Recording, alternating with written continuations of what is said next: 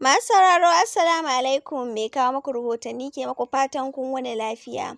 Barkanmu da kasancewa cikin wannan shiri namu na karfe 8:30 agogon Najeriya da Nijar, wato karfe 7:30 kenan agogon GMT da Ghana. To masu sauraro a yau muna ɗauke da rahotannin kotu ta yanke wa direba hukuncin kisa a Lagos. Wata babbar kotu a Lagos ta samu wani direban motar bas Andrew Omonikoron da laifi tare da yanke masa hukuncin kisa kan kisan wata budurwa mai shekara 22, Bamisi Anyanwola. A zaman kotu na sama da awa 2.5, mai shari'a Serifat Sunaike ta ce kotun ta tabbatar ba tare da wani shakku ba cewa mutumin shi ne ya aikata laifin. Daga nan sai mai shari'ar ta furta cewa za a rataye ka har sai ka mutu a matsayin hukuncin kan kisan da ka yi wa Olawabamisi Anyanwola.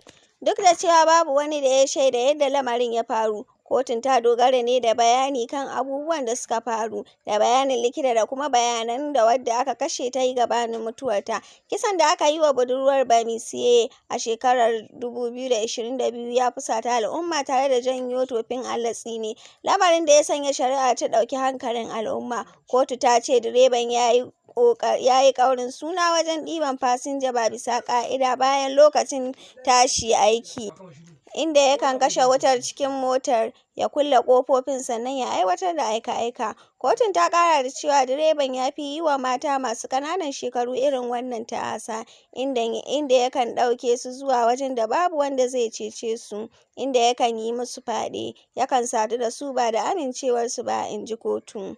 Ga wani rahoton namu kamar haka. Kamar ƙaryar maƙiya Najeriya ta ƙare, Tinubu.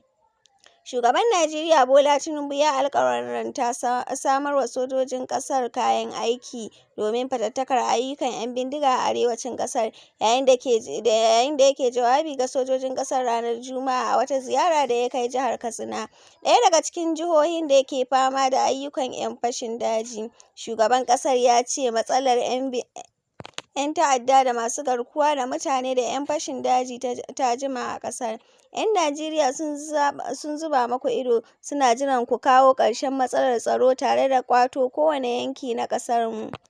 Ku nuna wa maƙiyan Najeriya cewa ƙaryarsu ta ƙare, in ji Shugaba Tinubu. Gwamnati na ɗaukar matakan samar muku isassun kayan aiki da suka haɗa da sabbin fasahohin zamani da sabbin hanyoyin tattara bayanan sirri da dabarun yaƙi, ba wai don kare ƙasarmu kaɗai ba, sai don samun ƙarfi da za ku iya murƙushe duk wata barazana a ko'ina ta ɓulla. Dakarun Najeriya na yaƙi da Boko Haram tun shekara ta 2009, inda suka samu nasarar karya logon ƙungiyar ta hanyar kashe manyan kwamandojinta.